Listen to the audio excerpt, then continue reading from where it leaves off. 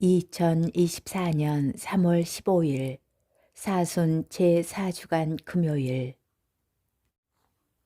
제1독서 지혜서의 말씀입니다. 악인들은 옳지 못한 생각으로 저희끼리 이렇게 말한다. 의인에게 덫을 놓자. 그 자는 우리를 성가시게 하는 자, 우리가 하는 일을 반대하며 율법을 어겨 죄를 지었다고 우리를 나무라고 교육받은 대로 하지 않아 죄를 지었다고 우리를 탓한다. 하느님을 아는 지식을 지녔다고 공언하며 자신을 주님의 자식이라고 부른다. 우리가 무슨 생각을 하든 우리를 질책하니 그를 보는 것만으로도 우리에게는 짐이 된다. 정녕 그의 삶은 다른 이들과 다르고 그의 길은 유별나기만 하다. 그는 우리를 상스러운 자로 여기고 우리의 길을 부정한 것인 양 피한다. 의인들의 종말이 행복하다고 큰 소리치고 하느님이 자기 아버지라고 자랑한다. 그의 말이 정말인지 두고 보자. 그의 최후가 어찌 될지 지켜보자. 의인이 정녕 하느님의 아들이라면 하느님께서 그를 도우시어 적대자들의 손에서 그를 구해 주실 것이다. 그러니 그를 모욕과 고통으로 시험해 보자. 그러면 그가 정말 온유한지 알 수 있을 것이고 그의 인내력을 시험해 볼 수 있을 것이다. 자기 말로 하느님께서 돌보신다고 하니 그에게 수치스러운 죽음을 내리자. 이렇게 생각하지만 그들이 틀렸다. 그들의 악이 그들의 눈을 멀게 한 것이다. 그들은 하느님의 신비로운 뜻을 알지 못하며 거룩한 삶에 대한 보상을 바라지도 않고 흠없는 영혼들이 받을 상급을 인정하지도 않는다. 주님의 말씀입니다. 복음 요한복음 7장 1절에서 30절 사이의 말씀입니다. 그때에 예수님께서는 갈릴레아를 돌아다니셨다. 유다인들이 당신을 죽이려고 하였으므로 유다에서 돌아다니기를 원하지 않으셨던 것이다. 마침 유다인들의 초막절이 가까웠다. 형제들이 축제를 지내러 올라가고 난 뒤에 예수님께서도 올라가셨다.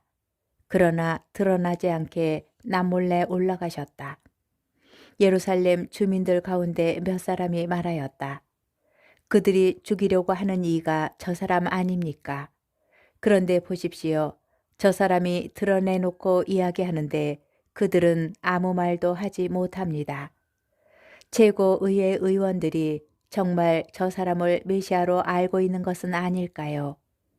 그러나 메시아께서 오실 때에는 그분이 어디에서 오시는지 아무도 알지 못할 터인데 우리는 저 사람이 어디에서 왔는지 알고 있지 않습니까? 그래서 예수님께서는 성전에서 가르치시며 큰 소리로 말씀하셨다. 너희는 나를 알고 또 내가 어디에서 왔는지도 알고 있다. 그러나 나는 나 스스로 온 것이 아니다. 나를 보내신 분은 참되신데 너희는 그분을 알지 못한다. 나는 그분을 안다. 내가 그분에게서 왔고 그분께서 나를 보내셨기 때문이다.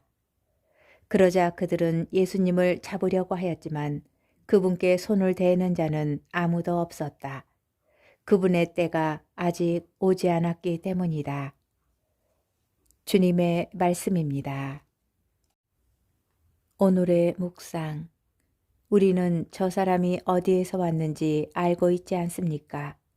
예수님에 대한 적대와 증오와 분노는 모두 그분에 대하여 잘 알고 있다는 확신에서 옵니다. 오늘 복음은 예수님께서 당신을 죽이려는 자들 때문에 유다 지역으로 가시지 못하고 갈릴레아에서 활동하시는 정황을 드러내며 시작됩니다. 그러나 초막절이 되자 그분께서는 더 이상 갈릴레아에 머물지 않으시고 예루살렘 성전으로 올라가시어 드러내놓고 가르치십니다.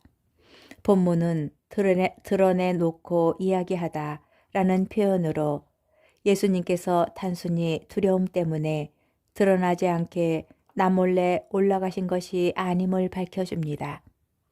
이렇게 과감하게 당신 자신을 드러내시자 유다인들은 최고의회 의원들이 정말 저 사람을 메시아로 알고 있는 것은 아닐까요? 라며 불안해합니다. 이유는 유다인들의 통념에 따르면 메시아는 어디에서 오시는지 아무도 알지 못하는데 예수님께서 갈릴레아 나자렛 출신이신 것이 알려져 있으니 분명 메시아이실 리가 없고 그럼에도 사내들인의 의원들이 예수님을 메시아로 인정할까 보아 안절부절 못하였던 것입니다. 이에 예수님께서는 너희는 나를 알고 또 내가 어디에서 왔는지도 알고 있다 라고 인정하시면서 여기에 중요한 사실 하나를 덧붙이십니다. 내가 그분에게서 왔고 그분께서 나를 보내셨다. 곧 당신께서 갈릴레아 나자렛에서 오신 것은 맞지만 무엇보다 하느님에게서 오셨음을 분명히 하십니다. 권력과 권한이 막강할수록 자신에게 불편함을 주는 존재를 처리하는 방식은 단순합니다. 제거하는 것입니다. 실제로 독서의 지혜서 본문은 예수님께서 어떤 분이시며 어떠한 최후를 맞게 되실지를 요약하면서 동시에 하느님의 아들에게 가해진 폭력을 눈먼 비극으로 선언합니다. 그들의 악이 그들의 눈을 멀게 한 것이다. 모든 것을 알고 있다고 여기는 확신이야말로 눈먼 판단이며 위험한 폭력일 수 있습니다.